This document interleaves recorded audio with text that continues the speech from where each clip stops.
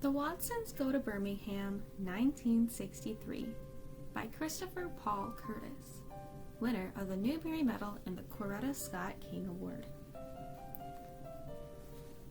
Chapter 1. And you wonder why we get called the Weird Watsons. It was one of those super duper cold Saturdays. One of those days that when you breathed out, your breath kind of hung frozen in the air like a hunk of smoke, and you could walk along and look exactly like a train blowing out big, fat, white puffs of smoke. It was so cold that if you were stupid enough to go outside, your eyes would automatically blink 1,000 times all by themselves, probably so the juice inside of them wouldn't freeze up. It was so cold that if you spit, the slob would be an ice cube before it hit the ground. It was about 1,000,000,000 degrees below zero. It was even cold inside our house. We put sweaters and hats and scarves and 3 pairs of socks on and still were cold. The thermostat was turned all the way up and the furnace was banging and sounding like it was about to blow up, but it still felt like Jack Frost had moved in with us. All my family sat real close together on the couch under a blanket. Dad said this would generate a little heat, but he didn't have to tell us this. It seemed like the cold automatically made us want to get together and huddle up. My little sister, Joetta, sat in the middle, and all you could see were her eyes because she had a scarf wrapped around her head. I was next to her, and on the outside was my mother. Mama was the only one who wasn't born in Flint, so the cold was coldest to her. All you could see were her eyes, too, and they were shooting bad looks at Dad. She always blamed him for bringing her all the way from Alabama to Michigan, a state she called a giant icebox. Dad was bundled up on the other side of Joey, trying to look at anything but Mama. Next to Dad, sitting with a little space between them, was my older brother, Byron.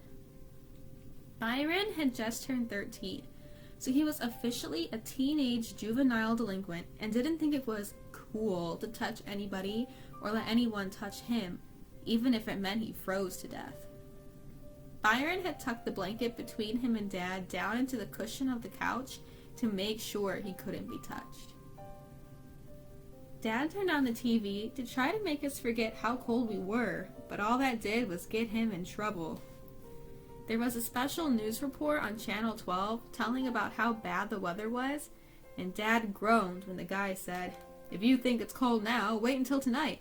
The temperature is expected to drop into record low territory, possibly reaching the -20s. In fact, we won't be seeing anything above zero for the next 4 to 5 days. He was smiling when he said this, but none of the Watson family thought it was funny. We all looked over at Dad. He just shook his head and pulled the blankets over his eyes. Then the guy on TV said, "Here's a little something we can use to brighten our spirits and give us some hope for the future. The temperature in Atlanta, Georgia is forecast to reach..." Dad coughed real loud and jumped off the couch to turn the TV off, but we all heard the weatherman say, "the mid-70s. The guy might as well have tied Dad to a tree and said, "Ready, aim, fire." "Atlanta," Mama said. "That's 150 miles from home." "Well, Lona," Dad said. "I knew it," Mama said. "I knew I should have listened to Moses Henderson."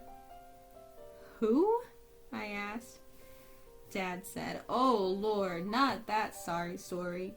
You've got to let me tell about what happened with him." Mama said, "There's not a whole lot to tell, just a story about a young girl who made a bad choice. But if you do tell it, make sure you get all the facts right." We all huddled as close as we could get because we knew Dad was going to try to make us forget about being cold by cutting up. Me and Joey started smiling right away, and Byron tried to look cool and bored. "Kids," Dad said, "I almost wasn't your father. You guys came real close to having a clown for a daddy named Hambone Henderson." "Daniel Watson, you stop right there. You're the one who started that Hambone nonsense. Before you started that, everyone called him by his Christian name, Moses. And he was a respectable boy, too. He wasn't a clown at all. But that name stuck, didn't it? Hambone Henderson.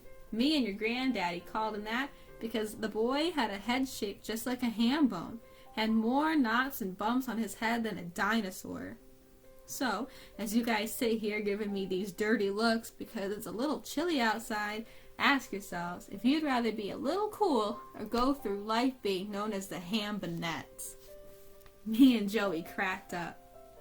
Byron kind of chuckled, and Mama put her hand over her mouth. She did this whenever she was going to give a smile because she had a great big gap between her front teeth. If Mama thought something was funny, first you'd see her try to keep her lips together to hide the gap. Then, if the smile got to be too strong, you'd see the gap for a hot second before Mama's hand would come up to cover it. Then she'd crack up too. Laughing only encouraged Dad to cut up more, so when he saw the whole family thinking he was funny, he really started putting on a show. He stood in front of the TV.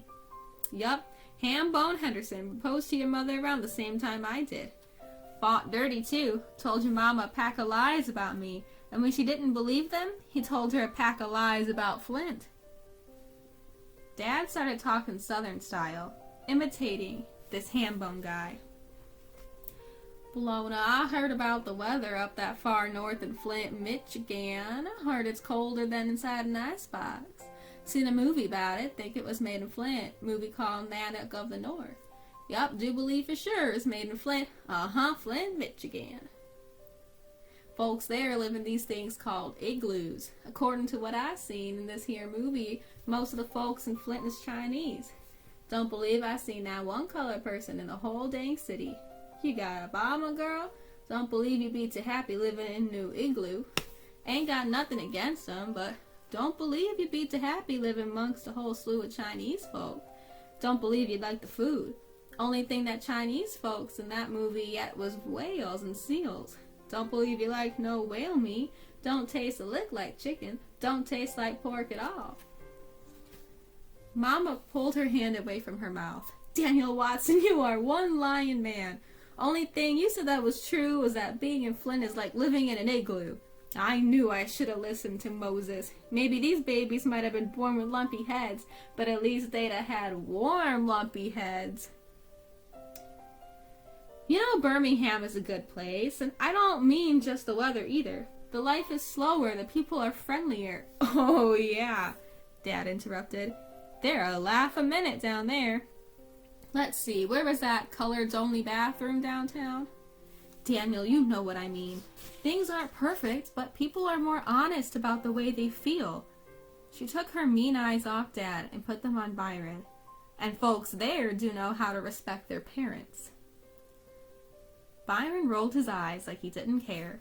All he did was tuck the blanket farther into the couch's cushion. Dad didn't like the direction the conversation was going, so he called the landlord for the 100th time. The phone was still busy. That snake in the grass has got his phone off the hook. Well, it's going to be too cold to stay here tonight. Let me call Sydney. She just had that new furnace put in. Maybe we can spend the night there. Aunt Sydney was kind of mean, but her house was always warm, so we kept our fingers crossed that she was home. Everyone, even Byron, cheered when Dad got Aunt Sydney and she told us to hurry over before we froze to death. Dad went out to try and get the brown bomber started. That's what we called our car. It was a 1948 Plymouth that was dull brown and real big. Byron said it was turd brown. Uncle Bud gave it to Dad when it was 13 years old, and we'd had it for 2 years. Me and Dad took real good care of it, but some of the time it didn't like to start up in the winter. After 5 minutes, Dad came back in, huffing and puffing and slapping his arms across his chest. Well, it was touch and go for a while, but the great brown one pulled through again. Everyone cheered, but me and Byron quit cheering and started frowning right away. By the way Dad smiled at us, we knew what was coming next. Dad pulled 2 ice scrapers out of his pocket and said, "Okay, boys, let's get out there and knock those windows out." We moaned and groaned and put some more coats on and went outside to scrape the car's windows. I could tell by the way he was pouting that Byron was going to try and get out of doing his share of work. I'm not going to do your part, Byron. You better do it, and I'm not playing either. Shut up, punk. I went over to the brown bomber's passenger side and started hacking away at the scab of ice that was all over the windows. I finished Mama's window and took a break. Scraping ice off of windows when it was that cold can kill you. I didn't hear anything coming from the other side of the car, so I yelled out, I'm serious, Byron. I'm not doing that side too, and I'm only going to do half the windshield. I don't care what you do to me. The windshield on the bomber wasn't like the new 1963 cars. It had a big bar running down the middle of it, dividing it in half. Shut your stupid mouth. I got something more important to do right now. I peeked around the back of the car to see what By was up to. The only thing he'd scraped off was the outside mirror, and he was bending down to look at himself in it. He saw me and said, You know what, Square? I must be adopted. There just ain't no way two folks as ugly as your mama and daddy could have given birth to someone as sharp as me. He was running his hands over his head like he was brushing his hair.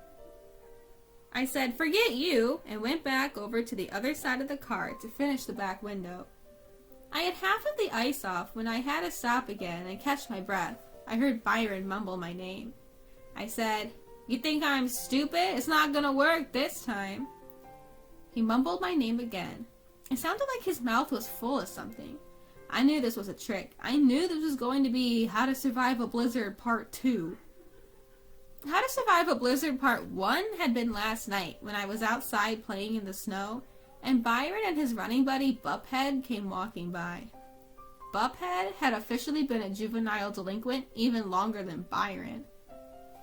Say, kid, Byron said, You want to learn something that might save your stupid life one day? I should have known better, but I was bored, and I think maybe the cold weather was making my brain slow, so I said, What's that? We gonna teach you how to survive a blizzard. How? Byron put his hands in front of his face and said, This is the most important thing to remember, okay? Why? Well, first we gotta show you what it feels like to be trapped in a blizzard. You ready? He whispered something to Buphead, and they both laughed. I'm ready. I should have known that the only reason Buphead and By would want to play with me was to do something mean. Okay, By said. First thing you gotta worry about is high winds. Byron and Buphead each grabbed one of my arms and one of my legs and swung me between them going, Woo! Blizzard warnings! Blizzard warnings! Woo! Take cover! Buphead counted to 3, and on the third swing, they let me go in the air. I landed head first in a snowbank, but that was okay, because I had on 3 coats, 2 sweaters, a t-shirt, 3 pairs of pants, and 4 socks, along with a scarf, a hat, and a hood. These guys couldn't have hurt me if they'd thrown me off the Empire State Building. After I climbed out of the snowbank, they started laughing, and so did I. Cool, baby bruh, By said. You passed that part of the test with a B+. What do you think, Buphead? Buphead said, Yeah, I'd get a little punkin' A. They whispered some more and started laughing again. Okay, By said. Second thing you gotta learn is how to keep your balance in a high wind. You gotta be good at this so you don't get blowed into no polar bear dens. They put me in between them and started making me spin round and round. It seemed like they spun me for about half an hour. When the slob started flying out of my mouth, they let me stop, and I wobbled around for a while before they pushed me back in the same snowbank. When everything stopped going in circles, I got up and we all laughed again. They whispered some more, and then By said, What do you think, Buphead? He kept his balance a good long time. I'm gonna give him an A-. I ain't a hardest grader as you. I'm gonna give little punk a double A-.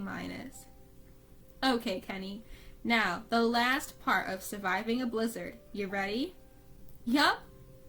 You passed the wind test and did real good on the balance test, but now we gotta see if you're ready to graduate.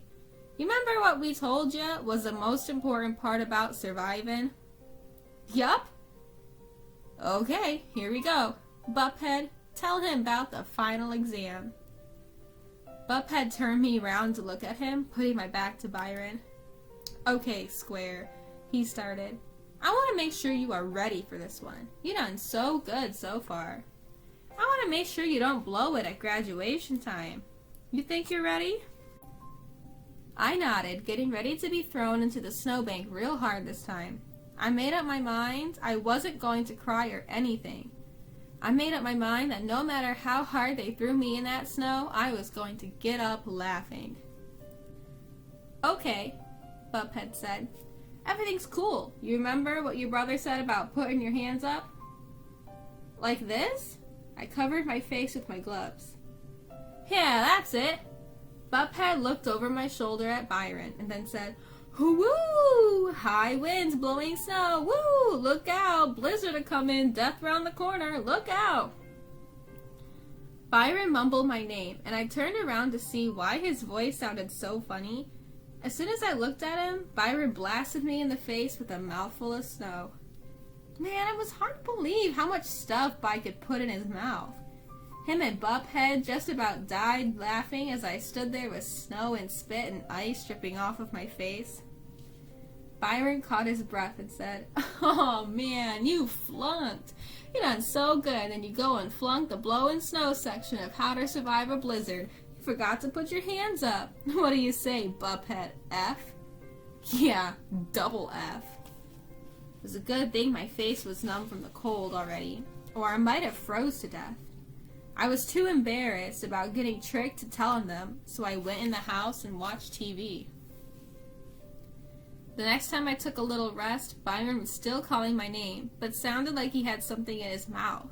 He was saying, Kay, help! When he started banging on the door of the car, I went to take a peek at what was going on. By was leaning over the outside mirror, looking at something in it real close. Big puffs of steam were coming out the side of the mirror. I picked up a big, hard chunk of ice to get ready for Byron's trick. Kay, hurry! Go get Mama! Hurry up! I'm not playing, Byron. I'm not that stupid. You better start doing your side of the car or I'll tear you up with this ice ball. He banged his hand against the car harder and started stomping his feet. Oh, please, Kay, help me, go get Mama! I raised the ice chunk over my head. I'm not playing, By. You better get busy, or I'm telling Dad.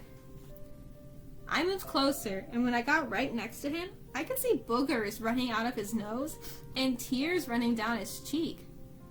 They weren't tears from the cold either. These were big, juicy crybaby tears. I dropped my ice chunk. By, what's wrong? Help me! Hey, go get help! I moved closer. I couldn't believe my eyes. Byron's mouth was frozen on the mirror. He was as stuck as a fly on flypaper. I could have done a lot of stuff to him. If it had been me with my lips stuck on something like this, he'd have tortured me for a couple of days before he got help. Not me, though. I nearly broke my neck trying to get into the house to rescue Byron. As soon as I ran through the front door, Mama, Dad, and Joey all yelled, "Close that door!" Mama, quick, it's By! He froze up outside! No one seemed too impressed. I screamed, "Really? He's froze to the car! Help! He's crying!" That shook them up. You could cut Byron's head off and he probably wouldn't cry. Kenneth Bernard Watson, what on earth are you talking about? Mama, please hurry up. Mama, Dad, and Joey threw on some extra coats and followed me to the brown bomber. The fly was still stuck and buzzing. Oh, Mama, hurry! Get me off of here! Oh, my Lord, Mama screamed, and I thought she was going to do one of those movie-style faints. She even put her hand over her forehead and staggered back a little bit. Joey, of course, started crying right along with Byron. Dad was doing his best not to explode laughing. Big puffs of smoke were coming out his nose and mouth as he tried to squeeze his laughs down. Finally, he put his head on his arms and leaned against the car's hood and howled. "Byron!" Mama said, gently wiping tears off his cheek with the end of her scarf. "It's okay, sweetheart. How'd this happen?" She sounded like she was going to be crying in a minute herself. Dad raised his head and said, "Why are you asking how it happened? Can't you tell, Bologna? This little knucklehead was kissing his reflection in the mirror and got his lips stuck." Dad took a real deep breath. "Is your tongue stuck too?" "No, quit teasing, Daddy, help, help." Well, at least the boy hasn't gotten too passionate with himself. Dad thought that was hilarious and put his head back on his arms. Mama didn't see anything funny. "Daniel Watson, what are we gonna do? What do y'all do when this happens up here?" Mama started talking Southern when she got worried. Instead of saying here, she said here. And instead of saying you all, she said y'all. Dad stopped laughing long enough to say, "Walona, I've lived in Flint all my life, 35 years, and I swear this is the first time I've ever seen anyone with their lips frozen to a mirror. Honey, I don't know what to do. Wait till he thaws out?" "Pull him off, Dad," I suggested. Byron went nuts. He started banging his hands on the brown bomber's doors again and mumbling, "No, no, Mama, don't let him." Joey blubbered out, "This is just like that horrible story Getty read me about that guy Narcissi who stared at himself so long he forgot to eat and starved to death. Mommy, please save him." She went over and hugged her arms around stupid Byron's waist. Mama asked Dad, "What about hot water? Couldn't we pour enough hot water on the mirror so it would warm up and he could get off?" She kept wiping tears off By's cheeks and said, "Don't you worry, baby, we're going to get you off of this." But her voice was so shaky and Southern that I wondered if we'd be driving around in the summer with the skeleton dangling from the outside of the mirror by its lips. Dad said, "I don't know. Pouring water on him might be the worst thing to do, but it might be our only chance. Why don't you go get some hot tap water and I'll stay to wipe his cheeks." Joey told By, "Don't worry, we'll come right back." She stood on her tiptoes and gave By a kiss, then she and her mama ran inside. Dad cracked up all over again. "Well, lover boy, I guess this means no one can call you Hot Lips, can they?" Dad was killing himself. "Or the last of the red hot lovers either, huh?" He tugged on Byron's ear a little, pulling his face back. By went nuts again. "Don't do that! Mama! Mama, help! Okay, go get Mama! Hurry!" I guess that's not going to work, is it? Each time he wiped away the tears and the little mustache of boogers on Byron's lip, Dad couldn't help laughing until a little river of tears was coming out of his eyes too. Dad tried to straighten his face out when Mama and Joey came running back with a steaming glass of hot water, but the tears were still running down his cheeks. Mama tried to pour water on the mirror, but her hands were shaking so much she was splashing it all over the place. Dad tried too, but he couldn't look at Byron without laughing and shaking. That meant I had to do it. I knew that if my lips were frozen on something and everybody was shaking too much to pour water on them except for Byron, he'd do some real cruel stuff to me. He probably would have accidentally splashed my eyes until they were frozen open, or put water in my ears until I couldn't hear anything. But not me. I gently poured a little stream of water over the mirror. Dad was right. This was the worst thing we could do. The water made a cracking sound and froze solid as soon as it touched the mirror and By's lips. Maybe Bobby's mouth was frozen, but his hands sure weren't, and he popped me right in the forehead. Hard. I hate to say it, but I started crying too. It's no wonder the neighbors called us the weird Watsons behind our backs. There we were, all 5 of us, standing around a car with the temperature about 1,000,000 degrees below zero, and each and every one of us crying. "Oh, stop!" Bi yelled. "Daniel Watson, what are we gonna do?" Mama went nuts. "You gotta get this boy to the hospital. My baby is gonna die." Dad tried to look serious real quick. "Bologna, how far do you think I'd get driving down the street with this little clown attached to the mirror? What am I supposed to do, have him run beside the car all the way down to the emergency room?" Mama looked real close at Bi's mouth, closed her eyes for a second like she was praying, and finally said, "Daniel, you get in there and call the hospital and see what they say we should do. Joey and Kenny, go with the daddy." Dad and Joey went crying into the house. I stayed by the brown bomber. I figured Mama was clearing everyone out for something. Byron did too, and looked at Mama in a real nervous way. Mama put her scarf around Bi's face and said, "Sweetheart, you know we gotta do something. I'm gonna try to warm your face up a little. Just relax." "Okay, Mama. You know I love you and wouldn't do anything to hurt you, right?" If Mama was trying to make Byron relax, she wasn't doing a real good job at it. All this talk about love and not getting hurt was making him real nervous. "What are you gonna do, huh? Don't hurt me, you can't help!" Mama moved the scarf away and put one hand on Byron's chin and the other one on his forehead. "No, help! You gotta..." Mama gave Byron's head a good hard snatch, and my eyes automatically shut, and my hands automatically flew up to cover my ears, and my mouth automatically flew open and screamed out, "Yow!" I didn't see it, but I bet Byron's lips stretched a mile before they finally let go of that mirror. I bet his lips looked like a giant rubber band before they snapped away from that glass.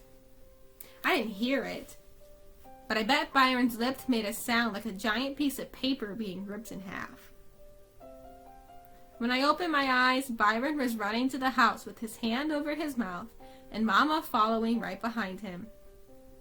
I ran over to the mirror to see how much of Byron's mouth was still stuck there. The dirty dogs let Byron get away with not doing his share of the windows, and I had to do the whole car myself. When we were finally going to Aunt Sydney's house, I decided to pay Byron back for punching me in the forehead and getting out of doing his part of the window scraping. Joey was sitting between us, so I felt kind of safe, so I said to her loud, "Joetta, guess what? I'm thinking about writing my own comic book." "What about?"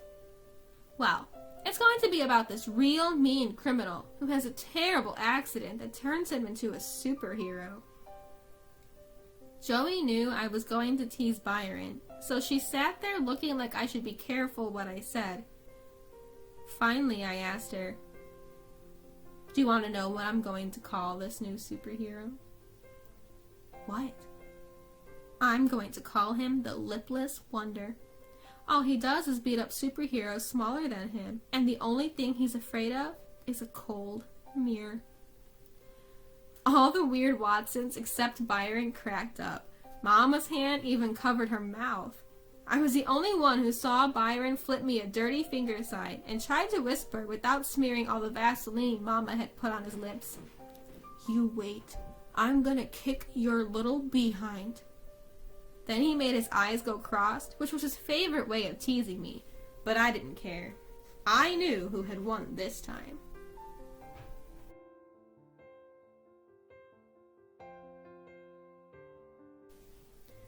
Chapter 2.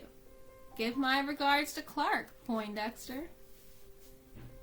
Larry Dunn was the king of the kindergarten to 4th grade where I went to school at Clark Elementary. He was king because he was a lot older than anyone else and twice as strong as the rest of us. He was stronger because he was almost full grown and he'd flunked some grade 2 or 3 times. He was the third oldest kid at Clark. The only ones older than him and stronger than him were Byron and Buphead, who were in the 6th grade, and who'd also flunked some grades at least once. We weren't sure because it was something that Mama and Dad didn't talk about. Larry Dunn was king of the kindergarten to 4th grade, only because Byron didn't care about them. Larry was the king of Clark, but Byron was a god. It seemed like that would make me a prince or a real strong angel or something, but it didn't work that way. I was just another 4th grade punk. I guess having the school's god as my brother did give me some kind of special rights, but not a whole bunch. It helped me with stupid stuff, like the time I found a dollar bill and got too excited and was crazy enough to show it to Larry Dunn. I knew this was a big mistake about a second before he stuck his hand out and said, "Let me see it." What could I do? "Kenny," he said, "where do you find this book?" "Outside the school over by Kenilworth." Larry turned my dollar over and over, and I started getting nervous. "You know what, Kenny?" "What?" I held my breath. "This is some real strange stuff, but I lost 50 cents over on Kenilworth yesterday, and I bet my 50 cents got hooked up with someone else's 50 cents and made this here buck." Whew. I let my breath go, smiled, and nodded. We went to the store to get change, and Larry Dunn got back the 50 cents he lost, and I got to keep the other 50 that got hooked up with Larry's. I knew if it wasn't for Byron being my big brother, Larry would have said something like, "Since my 50 cents found this other 50 cents and they hooked up to make this here buck, I'm going to keep the whole thing. You know the rules, finders keepers, losers weepers." Having the school's god as my relative helped me in some other ways too. I had 2 things wrong with me that would have gotten me beat up and teased a lot more than I did if I hadn't been for By. The first thing was because I loved to read. People thought I was real smart. Teachers especially. Teachers started treating me different than other kids when I was in the 1st grade. At first, I thought it was cool for them to think I was smart, but then I found out it made me enemies with some of the other kids. Back when I was in the 2nd grade, Miss Henry used to take me to different classrooms and have me read stuff out of the Bible or the newspaper in front of other kids. This was a lot of fun until I started looking up from what I was reading and noticed that while Miss Henry and the other teachers was smiling a mile a minute, all the kids had their faces twisted up or were looking at me like I was a 6-legged dog. 2 years ago, Miss Henry took me to Mr. Alum's 5th grade class. Mr. Alums was the toughest teacher in the school, and just being in front of him was kind of scary. He looked down at me and said, "Good morning, Mr. Watson. I hope you are in good form today." I just nodded at him because I wasn't sure what that meant. "Don't be nervous, Kenny," Miss Henry said. "Mr. Alums would like you to read a few passages from Langston Hughes." She handed me a book and said, "You wait here while we introduce you to the class." Man, some of the time I wished I was as smart as these teachers thought I was, because if I had been, I would have dropped that book and run all the way home. If I had been smart enough to figure out what was going to happen next, I would have never gone into that room. I stood in the hall, looking at the stuff they wanted me to read, while Mr. Alums told his class, "All right, I have a special treat for you today. I've often told you that as Negroes, the world is many times a hostile place for us." I saw Mr. Alums walking back and forth, whacking a yardstick in his hand. I pointed out time and time again how vital it is that one be able to read well. I've stressed on numerous occasions the importance of being familiar and comfortable with literature. Today, Miss Henry and I would like to give you a demonstration of your own possibilities in this regard. I want you to carefully note how advanced the 2nd grade student is, and I particularly want you to be aware of the effect his skills have upon you. I want you to be aware that some of our kids read at miraculous levels. I saw Mr. Alums point the yardstick at someone somewhere in the class and say, "Perhaps you'd like to finish the introduction. I think you know our guest quite well." Whoever he pointed at said, "Well, I didn't do nothing." Miss Henry waved for me to come in and stand in front of the class. I guess I was too nervous about Mr. Alums to have recognized the voice before, but as soon as I walked into the room, I froze. There, in the 2 seats closest to the teacher's desk, in the very first row, sat Buphead and Byron. The Langston Hughes book jumped from my hand, and the whole class laughed. Everyone but Byron. His eyes locked on mine, and I felt things start melting inside of me. Mr. Alum slammed the yardstick on his desk, and the class got real quiet. "Let's see if you find this so humorous after you've heard how well this young man reads. And Byron Watson, if you are incapable of taking some of the fire out of your eyes, I assure you I will find a way to assist you. If instead of trying to intimidate your young brother, you would emulate him and use that mind of yours, perhaps you'd find things much easier.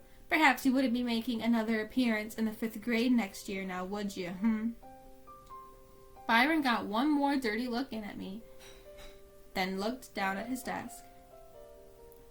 Mr. Alums might as well have tied me up to a pole and said, "Ready, aim, fire." I read through the Langston Hughes stuff real quick, but that was a mistake. Miss Henry said, "Slow down some, Kenneth," and then she took the book from me and handed it back upside down. She had a great big smile when she told Mr. Alums, "When he goes too fast, this slows him down a bit." I read some more with the book upside down and got some real strange looks from the 5th graders. Finally, they let me quit. Mr. Alum stood up and clapped his hands, and a couple of other kids did too. Byron never looked at me the whole time, but Buphead was giving me enough dirty looks for both of them. "Bravo! Outstanding, Mr. Watson. Your future is unlimited. Bravo!" All I could do was try to figure out how to get home alive. I didn't even get out of the schoolyard before Byron and Buphead caught up to me. A little crowd bunched up around us, and everyone was real excited because they knew I was about to get jacked up. Buphead said, "Here that little egghead punk is." "Leave a little clown alone," Byron said. "It's a crying shame taking him around like a circus freak." He punched me kind of soft in the arm and said, "At least you ought to make him pay for your doing that mess. If it was me, they'd be coming out of their pockets with some folding money every time they took me around." I couldn't believe it. I think Byron was proud of me. When everybody saw Byron wasn't going to do anything to me for being smart, they all decided that they better not do anything either. I still got called egghead or Poindexter or professor some of the time, but that wasn't bad compared to what could have happened. The other thing that people would have teased me a lot more about if it hadn't been for Byron was my eye. Mama said it wasn't important, that I was a real handsome little boy, but ever since I'd been born, one of my eyeballs had been kinda lazy. That means instead of looking where I tell it to look, it wanted to rest in the corner of my eye next to my nose. I'd done lots of things to make it better, but none of them worked. I'd done exercises where I had to look that way, then this way, then that way, up and down and up, but when I went to look in the mirror, the eye still went back to its corner. I'd wore a patch on my other eye to make the lazy one work, but that didn't do anything either. It was fun to play like I was a pirate for a while, but that got boring. Finally, Byron gave me some good advice. He noticed that when I talked to people, I squinched my lazy eye kind of shut, or that I put my hand over my face to cover it. I only did this because it got hard to talk to someone when they were staring at your eye instead of listening to what you had to say. "Look, man," he told me, "if you don't want people to look at your messed up eye, you just gotta do this." Byron made me stand still and look straight ahead, then he stood at my side and told me to look at him. I turned my head to look. Nah, man, keep your head straight and look at me sideways. I did it. See, you ain't cockeyed no more. Your eyes as straight as an arrow now. I went to the bathroom, sat on the toilet, and leaned over to look in the mirror sideways, and Byron was right. I couldn't help smiling. Mama was right too. I was a kind of handsome little guy when I looked at myself sideways and both eyes were pointing in the same direction. Even though my older brother was Clark Elementary School's god, that didn't mean I never got teased or beat up at all. I still had to fight a lot and still got called Cockeye Kenny, and I still had people stare in my eye, and I still had to watch when they made their eyes go cross when they were teasing me. It seemed like one of these things happened to me every day, but if it hadn't been for Byron, I knew they'd have happened a whole lot more. That's why I was kind of nervous about what was going to happen if Byron ever got out of 6th grade and went to junior high school before I caught up to him. That's why I was going to send off for that book, Learn Karate in 3 weeks, that was in the back of my comic books. The worst part about being teased was riding the school bus on those mornings when Byron and Bubhead decided they were going to skip school. We'd be standing on the corner waiting for the bus, Byron, Bubhead, and all the other old thugs in one bunch, Larry Dunn, Banky, and all the other young thugs in another bunch, the regular kids like Joetta in a third bunch, and me off to the side by myself. When we saw the bus about 3 blocks away, we all got in a line. Old thugs, young thugs, regular kids, then me. It wasn't until the bus stopped and the doors opened that I knew whether Bai and Bubhead were going. I hated it when Bai walked past and said, "Give my regards to Clark, Poindexter." Some of the time those words were like a signal for the other kids to jump on me. But the day I stopped hating the bus so much began with the same words. We were all lined up. "Give my regards to Clark, Poindexter," Bai said, and disappeared around the bus's back. I got on the bus and took the seat right behind the driver. The days Bai rode, I would sit a few rows from him in the back. On other days, the driver was the most protection. The bus drove down into public housing, and after everyone was picked up, we headed toward Clark. But today, the bus driver did something he'd never done before. He noticed 2 kids running up late, and he stopped to let them get on. Every other time someone was late, he'd just laugh at them and tell the rest of us, "This is the only way you little punks is going to learn to be punctual. I hope that fool has a pleasant walk to school." Then no matter how hard the late kid banged on the side of the bus, the driver would just take off, laughing out the window. That was part 1 of my miracle. That let me know something special was going to happen. As soon as the doors of the bus swung open and 2 strange new boys got on, part 2 of my miracle happened. Every once in a while, Mama would make me go to Sunday school with Joey. Even though it was just a bunch of singing and coloring books and listening to Mrs. Davidson, I had learned one thing. I learned about getting saved. I learned how someone could come to you when you were feeling real bad and could take all of your problems away and make you feel better. I learned that the person who saved you, your personal savior, was sent by God to protect you and to help you out. When the bigger one of the 2 boys who got on the bus late said to the driver in a real down south accent, "Thank you for stopping, sir," I knew right away. I knew that God had finally gotten sick of me being teased and picked on all the time. As I looked at this new boy with the great big smile and the jacket with holes in the sleeves and the raggedy tennis shoes and the tore up blue jeans, I knew who he was. Maybe he didn't live a million years ago, and maybe he didn't have a beard and long hair, and maybe he wasn't born under a star, but I knew anyway. I knew God had finally sent me some help. I knew God had finally sent me my personal savior.